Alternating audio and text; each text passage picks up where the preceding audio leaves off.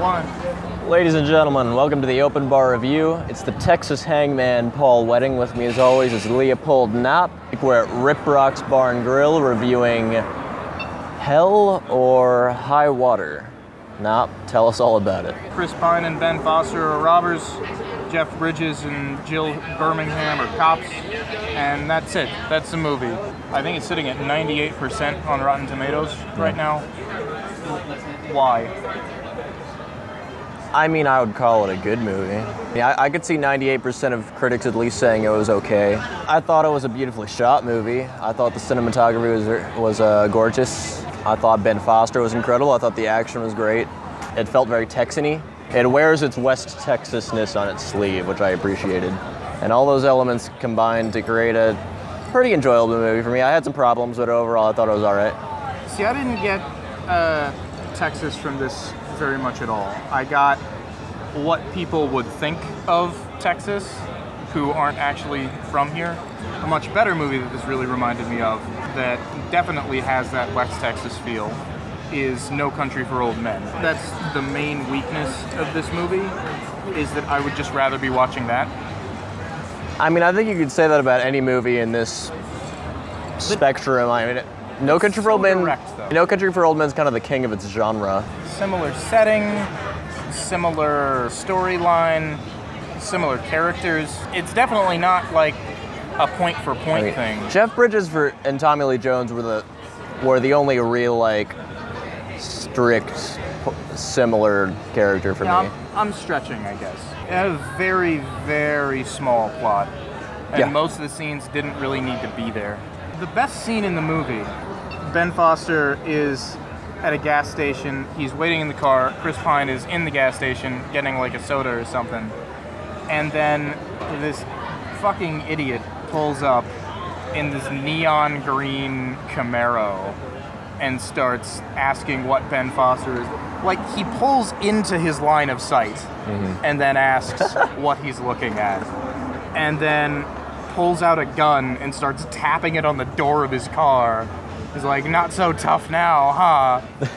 and Ben Foster just doesn't move through the entire thing. And he had sunglasses on. I thought that the direction the scene was going was that he was gonna just be asleep. But then Chris Pine comes back and just beats the living shit out of this guy. That was great. And it's hilarious. Yeah. It doesn't have any impact on the plot or anything to do, really. It showed a little character development in Chris Pine, I think. Like he was getting a little more on edge. He started the movie pretty on edge. Jeff Bridges, his opening scene, they wheel him out of a retirement home, and then Jill Birmingham's just pushing him around in a wheelchair, and he's got that little IV set up. Like, I don't know what they're doing with Jeff Bridges. Like, somebody give him a caretaker. There was all that weird racism, too. He wouldn't stop talking about how his partner's Indian. Ben Foster had that scene where he's like, oh, I guess that makes me Comanche. This movie has, I guess I would call it an Indian fetish. I don't really know what the idea was behind it. Chris Pine was okay. I see a lot of people praising him. I thought he was just, I don't know, Chris Pining it up. The gore. That was the best part for me. There are too few shootouts in this movie for a Western. But when they have it, you don't see the kind of gore you see in this movie. Looking further and further back on it, there's less and less that I can dislike about it. It's still not what I would expect from a 40 theater release with like a high 90s. It's flawless, but it's not really special. Yeah, that's a good term for it.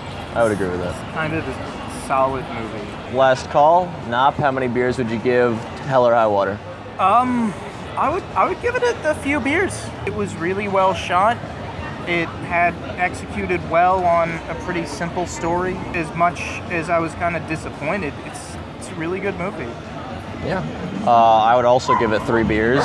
Thought it had some of the best shot action scenes I've seen this year, despite them being few and far between. I'd recommend checking it out if it gets a wider release eventually. You're probably going to hear about it in Oscar season. I don't know, it's getting a little bit of buzz. How many beers would you recommend watching this movie on? It's a Texas movie, so I'd recommend 1 beer, maybe 2. I'd say I agree with that. A beer or two couldn't hurt it. All right. As always, Paul Wedding, Leopold Knopp. Don't forget to like or dislike, I don't give a shit.